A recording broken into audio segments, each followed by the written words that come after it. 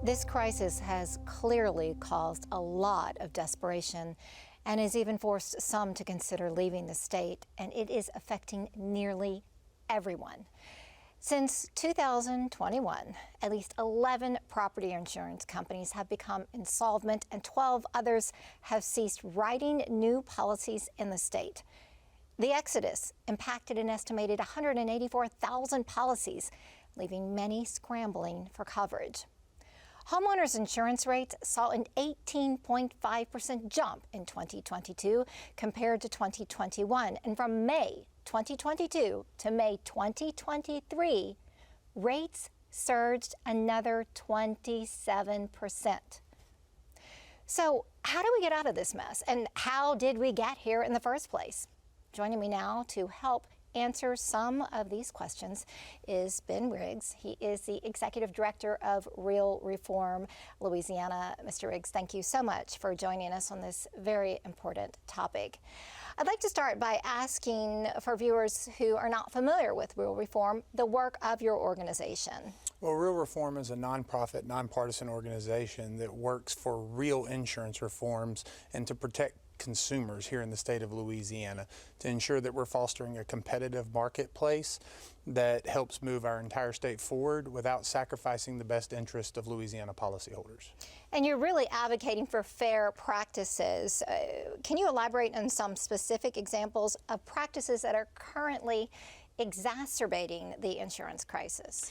Well, I would say one way in which Louisiana got into the crisis that it's in now is a history of really lax regulation and being all too welcoming of less than reputable insurers. You had 12 insurers go bankrupt after those 4 major storms. 11 of them were making use of this affiliate model in which they were moving hundreds of millions of dollars into an insurer-owned affiliate and keeping the liability with the insurer, so that when the storms came and people started to file their claims, their insurance companies just didn't pay the claims. They went bankrupt. I mean, there was reporting that showed some of these companies took the money and bought $5–6 million hunting lodges that the CEO of the company's family lived in for years. So we really have had a lax regulatory environment that allows insurance companies to get away with things that disadvantage policyholders. We also allow insurance companies, particularly on the auto insurance side, to do things like include credit scores in the price that you pay your premium rates.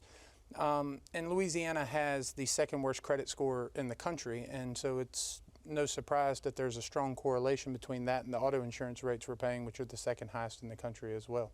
So essentially what you're saying is insurance companies have been largely unregulated. Transparency is lacking. They're playing sort of a shell game, right? Moving this money around. That's one issue. Well, there was this eagerness to just welcome any insurers into the state, even though there were questions about how reliable consumers could see these companies as. And what ended up happening was when the insured needed their insurers to pay the claims, much like we just saw in the story, they weren't there to pay the claims. And that's the tragic story. The homeowner that said, you know, insurance is my safety net. That's what it was designed for. But more and more people are being left high and dry. Now, insurance companies will point to the state of Louisiana and say, well, look, you're just a magnet for hurricanes. Look at all the storms that have hit in recent years. Now, we're going on about 3 years of no major hurricanes, right? So that should hopefully improve the climate for companies to start writing policies again. But in addition to these hurricanes that have contributed to higher rates, what other issues do you see that are exacerbating the situation? Well, it's true. Louisiana has a densely populated coastline. We're in close proximity to the Gulf of Mexico, obviously. I believe 1/5 of all named storms make landfall in Louisiana. Those are all serious problems that increase the risks that insurance companies incur when they come to Louisiana. I would say that the other major contributing factor of late has been the increased cost of repair materials. So if something, if your roof is damaged, the lumber that it takes to fix it costs more, and that just ends up being baked into the cost as well. I think those are the two primary driving factors. But I think that those things should also inform our solution to the problem. You know, we talk about cost of materials. Age of the roof. A lot of home insurance companies are now using the age of the roof as a reason for either not writing the policy or charging a higher rate. In Louisiana, it seems to be that 10-year mark is that crucial mark with roofs that almost justify insurance companies to raise their rates.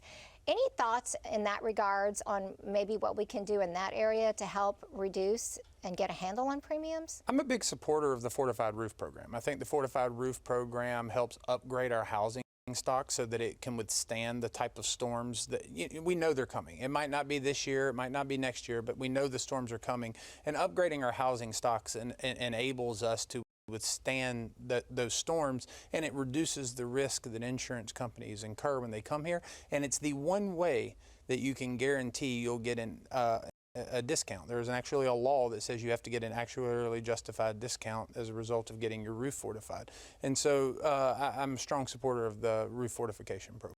So in addition to that, as one possible solution to helping tackle these exorbitant insurance rates, any other alternative solutions? Well, I think it's also important that we not do things that make the problem worse. There's a lot of talk about stripping away policyholders' rights. There's a lot of talk about stripping away regulations that help hold insurance companies accountable. The truth is, Louisiana is in the midst of an insurance crisis. But it's also true that the people suffering the brunt of that crisis are homeowners, Louisiana families and small businesses who are struggling to keep a roof over their kids' head and keep their businesses open. And we can do things that take away their rights and make it harder to get their insurance companies to pay their claims. But that's just going to exacerbate the situation. We've heard the horror stories of homeowners struggling with their insurers to get them to pay them what they are owed. They've paid high premiums for years. And there's often many years where insurance companies are collecting premiums and there are no claims paid out. There are no storms. So when a storm does strike, the insured expects their insurance company to pay them what they're owed in a prompt way so that they can rebuild their home and get back on track with their life. Well, before we wrap up this interview, I want to get to two things. And number one, in your opinion, what can we do to make the market more attractive for insurance companies, to also support increased competition to help lower rates?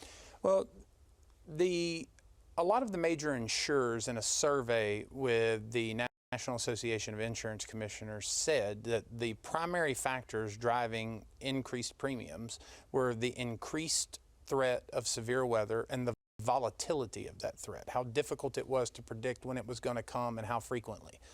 So any effort to stabilize the market, reduce risk, and ultimately reduce premiums has to address those core concerns. Anything else, in my opinion, is a sideshow and potentially even an effort on behalf of the insurance industry to exploit a crisis, to further remove regulations, to further remove consumer protections or consumer rights in order to help pad their profits, which is something I'm deeply concerned about. But efforts to mitigate risk, efforts to fortify roofs, better community planning, better land use, I think those things are all efforts that could have a beneficial long-term impact, which is one reason I actually think the 3-year rule is a good rule for Louisiana. If you were to get rid of the 3-year rule in Louisiana, you would see a large number of people, particularly south of I-10 and I-12, be forced off of their insurance policies. Their policies would be canceled. And when those policies are canceled, they're going to be sent onto citizens' policies, where they're going to be, by law, charged 10% more.